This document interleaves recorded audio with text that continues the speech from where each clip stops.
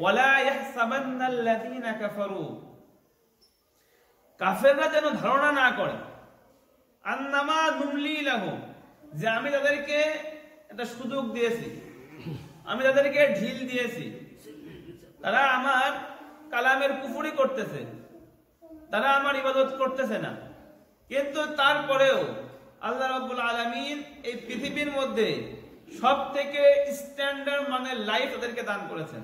মানে দুনিয়ার ভোগ বিলাসের দিক থেকে স্ট্যান্ডার্ড, দুনিয়াকে জান্নাত বানানো, অন্যভাবে দুনিয়াতে আপনার টাকা পয়সা থাকা, দুনিয়াতে আপনার অবাধভাবে মহিলা মানুষের সাথে মেলামেশা করা, দুনিয়াতে অবাধভাবে শরাব খাওয়া, মানে আল্লাহ রাব্বুল আলামিন মানুষের মধ্যে যে ভোগ বিলাসগুলো দিয়েছেন এবং আল্লাহ রাব্বুল আলামিন যেইগুলোর ব্যাপারে দুনিয়াতে একটা সিস্টেমের মধ্যে রেখেছেন, এবং জান্নাতের মধ্যে আল্লাহ রাব্বুল আলামিন যেই নাজ নিয়ামতগুলো দিবেন, কিন্তু কাফেররা সেই নাজ নিয়ামতগুলো তাদের এই পার্থিব জীবনে কেমন যেন তারা সজ্জিত করে সেই লাইফের মধ্যে তারা ঢুকে গিয়েছে। তো আল্লাহ বলছেন আমি তাদেরকে ছাড় দিয়েছি, তারা যতটুকু পারে এই দুনিয়ার মধ্যে সেই লাইফ স্টাইল তারা লিড করুক, সেই লাইফের মধ্যে তারা চলুক। আল্লাহ বলছেন আন্নামা নুমলি লাহুম খায়রুল লিআনফুসিহিম, কাফেররা যেন ধারণা না করে আমি যে তাদেরকে ছাড় দিয়েছি, আমি যে তাদেরকে বিভিন্ন ধরনের ভোগ বিলাস দান করেছি, এটা তাদের জন্য উত্তম, এটা যেন তারা কি না মনে করে, তারা না মনে করে। এখন যেটা আসছে সেটা হলো আল্লাহ রাব্বুল আলামিন এখানে বলবেন ওয়ালা ইয়াহসাবান্নাল্লাযীনা কাফারু আন্নামা নুমলি লাহুম খায়রুল লিআনফুসিহিম। যারা কাফের, সাধারণত আমরা চিন্তা করলে দেখতে পারবো যারা আমরা মুসলমান কান্ট্রির মধ্যে থাকি অথবা যেখানে যেখানে মুসলমান আমরা আছি, সাধারণত কাফেরদের তুলনায় আমাদের দেশের লোক গরিব বর্তমানে, কারণ আমরা ইসলাম অনেক আগেই ত্যাগ করে দিয়েছি।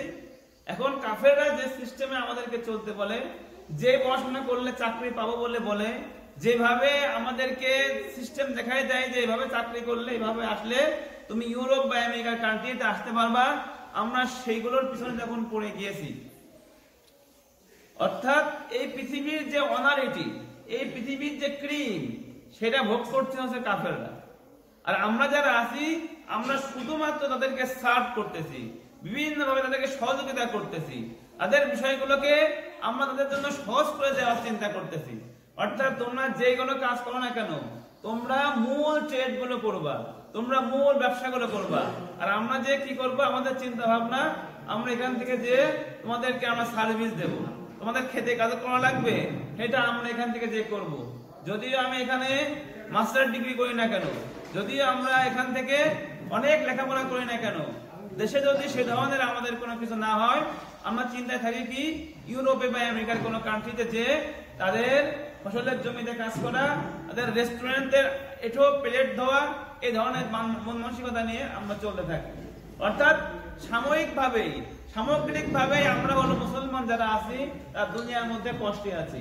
আর আল্লাহ রাব্বুল আলামিন কাফেরদের পাওনা দুনিয়াতে মিটিয়ে দিবেন বলে আল্লাহ রাব্বুল আলামিন তাদেরকে নিয়ামতের পুরা ভরপুর নিয়ামত দান করেছেন। তাদের সকল ধরনের নিয়ামত আল্লাহ রাব্বুল আলামিন সহজ করে দিয়েছেন। দুনিয়া যত আসবাবপত্র আছে, যত শৌখিন জীবন আছে, যত সুন্দর লাইফ স্টাইল আছে, আল্লাহ রাব্বুল আলামিন তাদেরকে দান করেছেন। আল্লাহ রাব্বুল আলামিন তাদেরকে দান করেছেন।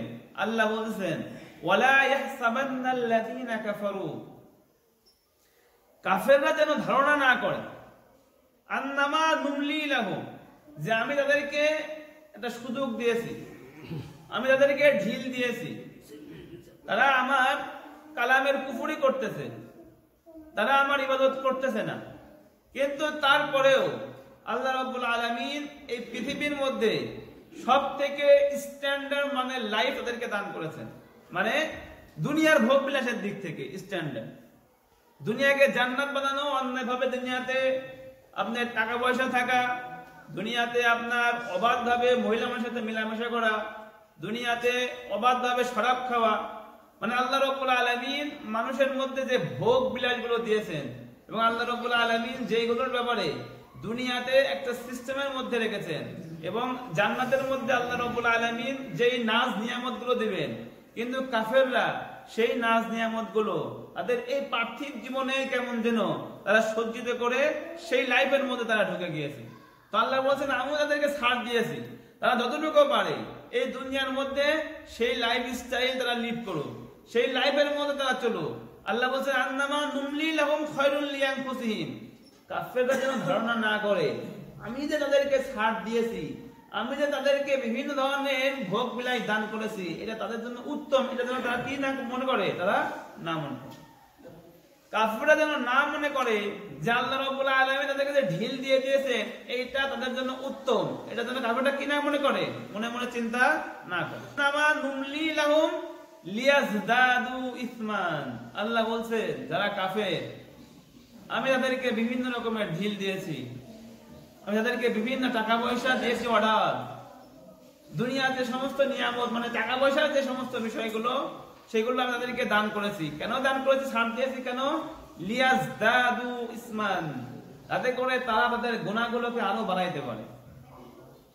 মানে তারা যেটা করতে যাচ্ছে তার মধ্যে আমি কি দিয়ে দিয়েছি, আরো সুযোগ দিয়ে দিয়েছি।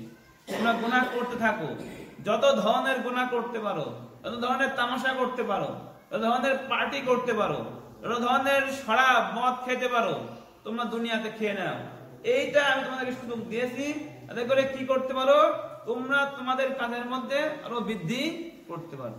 ইন্নামা নুমলি লাহুম, নিশ্চয় আমি তাদেরকে ঝিল দিয়েছি, ছাড় দিয়েছি, লিয়াজদাদু, তাদেরকে তারা বৃদ্ধি করতে পারে, ইসমান গুনাহকে মানে বেশি বেশি গুনাহ করতে পারে, ওয়ালাহুম আযাবুম মুহিন, হ্যাঁ কাল কিয়ামতের ময়দানে আল্লাহ রাব্বুল আলামিন তাদের জন্য রেখেছে দর্দনাক শাস্তি। আল্লাহ রাব্বুল আলামিন লাঞ্ছনাকর শাস্তি রেখেছেন কাদের জন্য? কাফেরদের জন্য।